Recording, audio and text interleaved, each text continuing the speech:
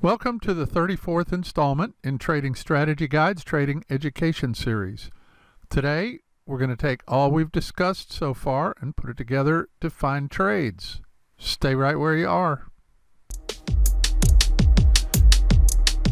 Hi, this is Tim from TradingStrategyGuides.com. Thanks for coming back for this installment of our Trading Education Series. In today's video, we've moved out of the technical analysis module and are moving into the strategy module. We're going to take everything we've discussed thus far and put it all together to find trades. A successful trading mindset is one that approaches the market with a clear trading plan and a profitable trading strategy. Now that we've covered the basics of trading and already have a good understanding of what really drives the market, what a trend is, support and resistance trading, price action and indicators, let's put all these things together and see how they work in actual trading. This is going to be a step-by-step guide that will walk you through a trade example, which will provide you with a successful trading strategy. We're going to look at the key elements of a good trade and how this should help you get your own trading under control. You might end up trading on pure randomness if you don't have a systematic approach to trading, or at least a rule-based strategy that has a clear step-by-step trading plan. Without further ado, this is how the anatomy of a good trade and a trading strategy should look. Step 1. Determine who is in control of the market, aggressive sellers or aggressive buyers. Before anything else, you need to adopt an order flow mindset and try to discern which side, the buy side or the sell side,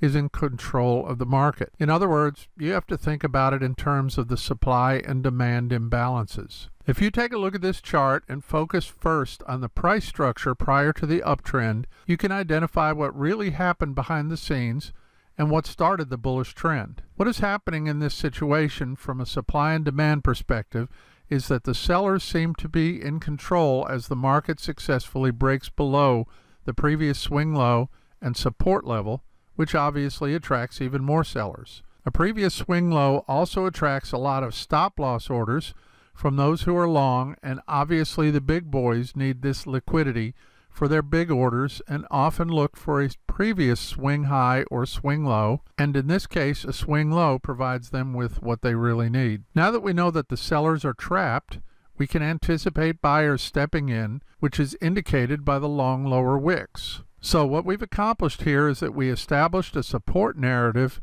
for what really happened behind this price action. Step 2.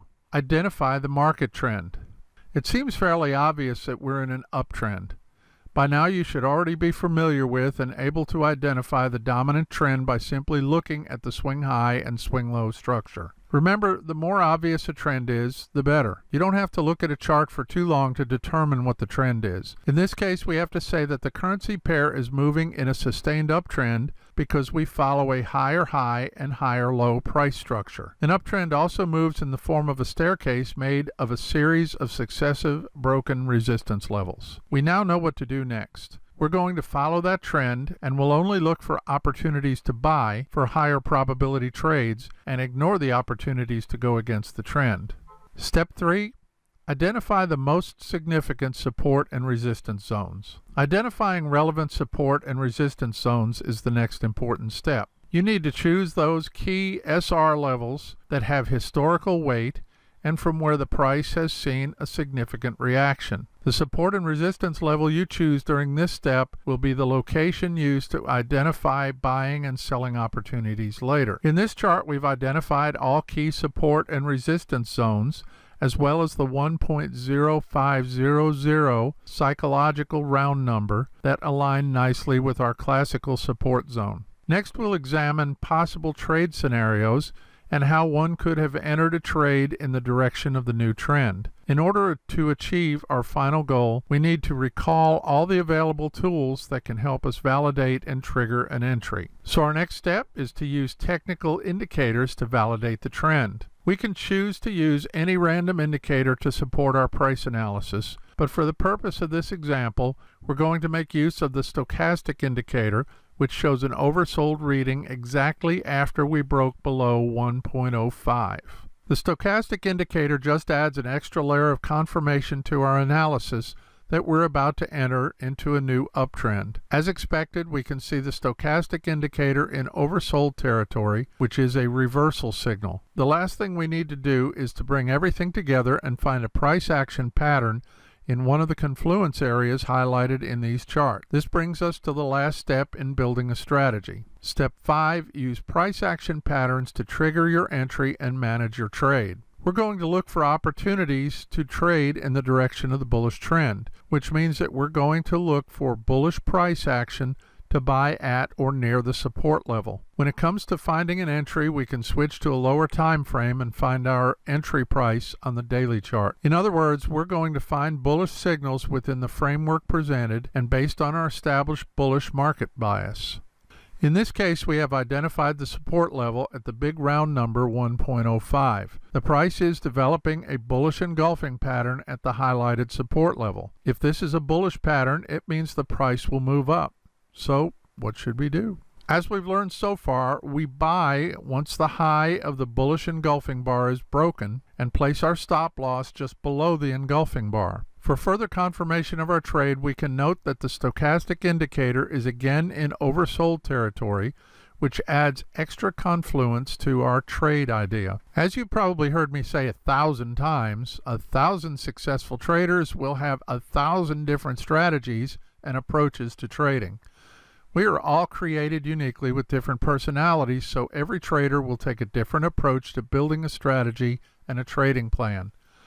This step-by-step guide is a good framework to start and build your own unique trading style.